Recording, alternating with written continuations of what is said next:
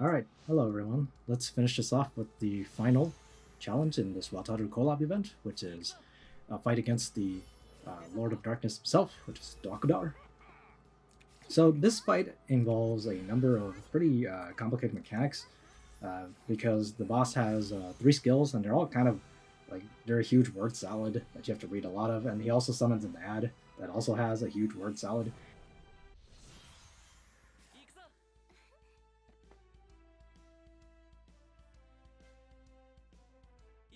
You can trivialize a lot of the mechanics in this fight.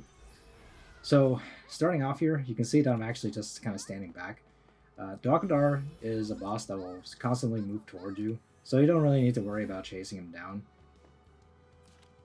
So the first attack is the one I'm about to bait out here, which is a 2-ring attack from him called firestorm. This attack is just really deadly. I mean, it just, as you can see, it nearly kills Sophia here. The only reason she survives is because of Shrine Maidens, plus that she gave herself a defense buff by healing herself.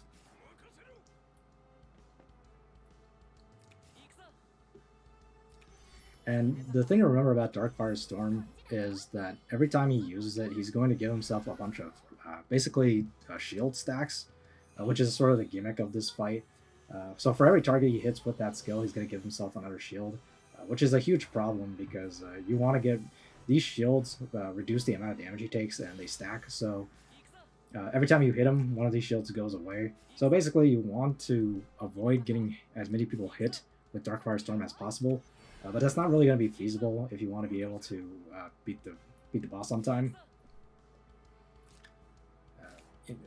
You're going to see me later in this fight. I'm just going to back off some units, and I'm going to allow him to hit a decent amount of units with Firestorm because it's just too much trouble to try to line up in such a way so he doesn't AoE some people. It's easier to just deal with the shields, honestly. So next is I'm going to bait out the third attack he's going to do, which is Magic Path. So this is just a single target attack that does 1.5 times damage.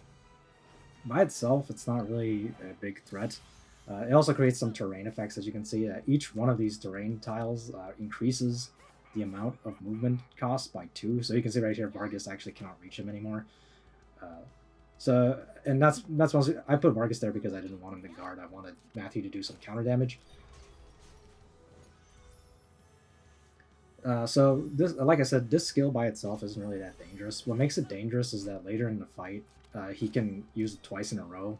There's a passive portion to all 3 of his skills, and the one on this one is basically like he gets to use it again after using it by consuming a certain amount of shields on himself. And then later on in the fight, he doesn't need to consume any shields to do that, so he's going to attack twice in a row.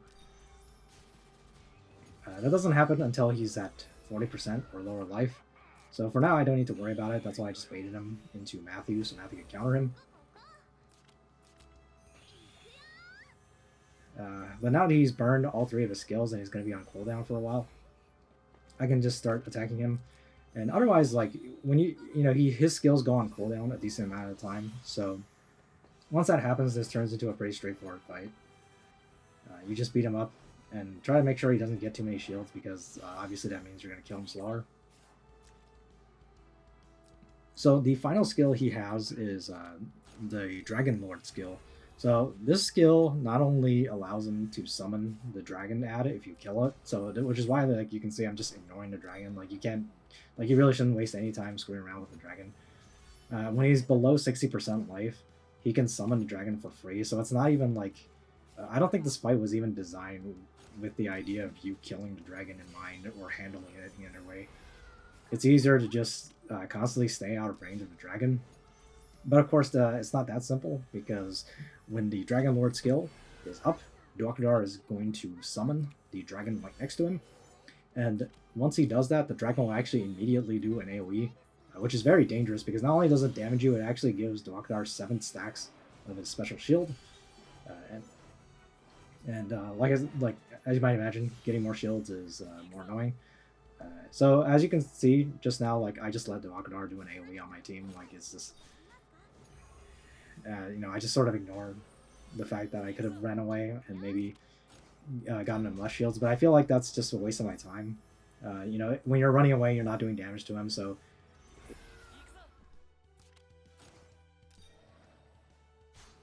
he gets less shields, but you're gonna do less damage because you weren't attacking him. So what's the point? So it's easier to just let him get the shields and then continue hitting him and stripping his shields away. And at least you're doing a bit of damage while you're doing that. Each shield only reduces his damage taken by 50%. So you can see that even when he has the shields, I can still do a decent chunk of damage to him. So now his Dragon Lord skill is up. So what I'm gonna do is I'm just gonna ram him away. This allows him. This gives me some leeway. So Doakudar, when he has a targeted range and he has more than one skill available, it's basically random whether he decides to attack or he decides to use the summon dragon skill. And in this case, he decides to attack. So right now, I used up Ram already, and he's about to summon his dragon because that's the only skill he has this turn. So he's definitely going to be doing it this turn.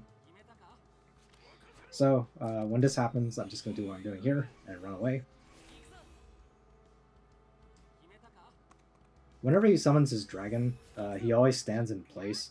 So you don't need to worry about him running up to you and then summoning. The only other thing that's annoying about the dragon summon is that when he calls the dragon to his side, it seems to be kind of random as to which side of Doakudar the dragon's going to be pulled to. And that can result in some annoyances. For example, if right here, if Doakudar decides to pull the dragon below him, that means he's actually in range to attack Parn and Chris. And so if that happens, the dragon's probably going to do a breath or just do a single target attack. And either way, he's probably going to give Doakudar a bunch of extra stacks, which just makes the fight more annoying. But it mostly just makes the fight drag on longer.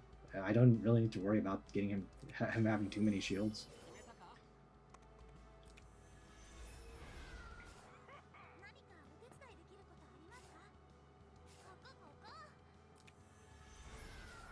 But once you understand the mechanics of this fight, the fight kind of falls into a predictable pattern. The only thing you really need to remember is to keep track of his skills. Basically just, they changed the UI so that you can always check the cooldowns on enemy skills now in PvE.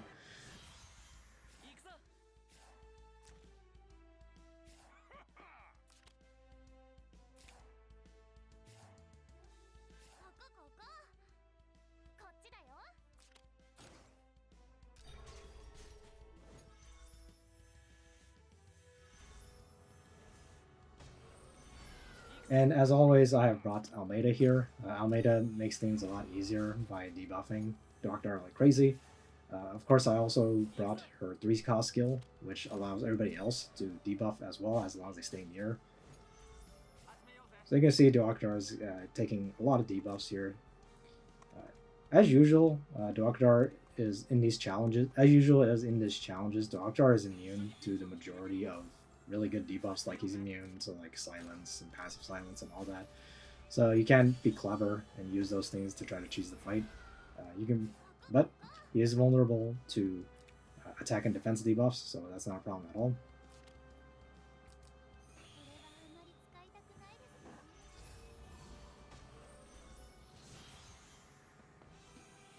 So Doakudar, using Dark Firestorm again, hits 5 targets, so he has 5 stacks of shield now. And as you saw, he can start doing the double attack now. So after he used Dark Firestorm, he activated his passive that allows him to act in and then do a single target skill. And this is why I brought Vargas. Vargas not only is going to do a decent bit of damage by stabbing him in the face, but Vargas also, he's pretty tanky. As you can see, like he just didn't really care about the single target attack. Took almost no damage from it.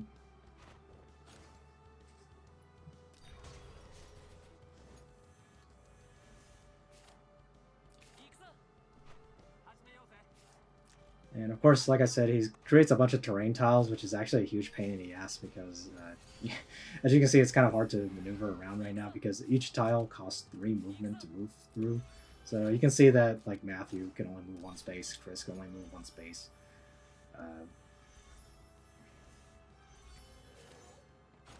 So positioning is pretty important in this fight, so to make sure you don't find yourself caught in a dangerous position. So Doakudar doing his double attack again.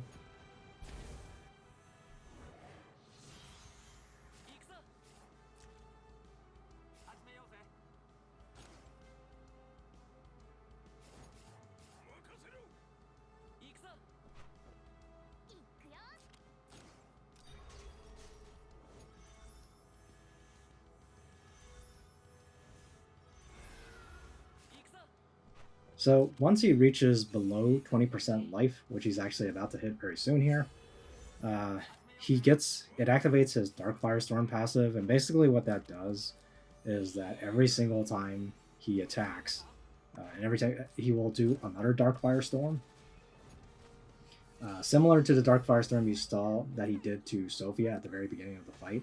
So at the beginning of the fight, he did 2 Dark Firestorms in a row on Sophia because he had a bunch of crystal charges. So he did the Dark Firestorm AoE, and then the passive kicked in, which allows him to do another Dark Firestorm.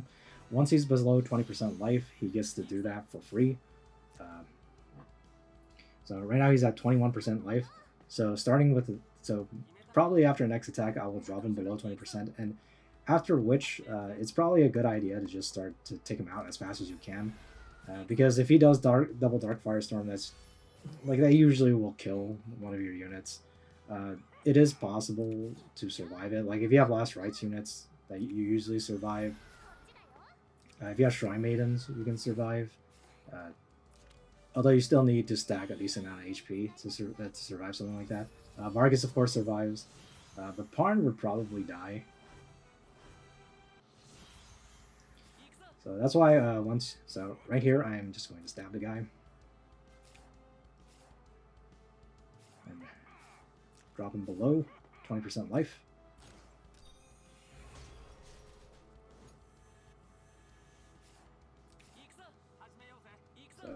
So the race is sort of on here. I have to make sure to kill Doakudar quickly. Otherwise, he's just below 20% life. He just becomes very dangerous, and it becomes something of a DPS race.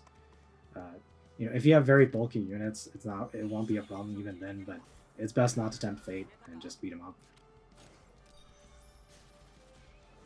And with his shields gone, you'll notice that if you take away his shields, he's actually surprisingly frail for a final challenge boss like this. So that actually ends up making this one of the easier final challenges they added, because his HP and defensive stats really aren't super ridiculous like it is with some of the other bosses they've done in the past. So I should be able to finish him off the next turn. And right here, he is nice enough to attack into Vargas twice, doing a lot of damage to himself. And now he's just going to do the passive Dark Firestorm, as you can see. So if he did Dark Firestorm plus Dark Firestorm, that would probably kill a lot of my guys. But as you might imagine, he's at like 5% life, and this is going to be the final turn of the map. Overall, like I said, pretty easy final challenge. So because of that Dark Firestorm, he's gotten a bunch of shield stacks, but since the shield stacks only reduce damage by 50%, I can still do a decent amount of damage to him. So let's have Parn finish him off. Alright, prepare yourself, Doakudar! And that's going to be it for the Wataru collab event. Thanks for watching, everyone. See you guys next time.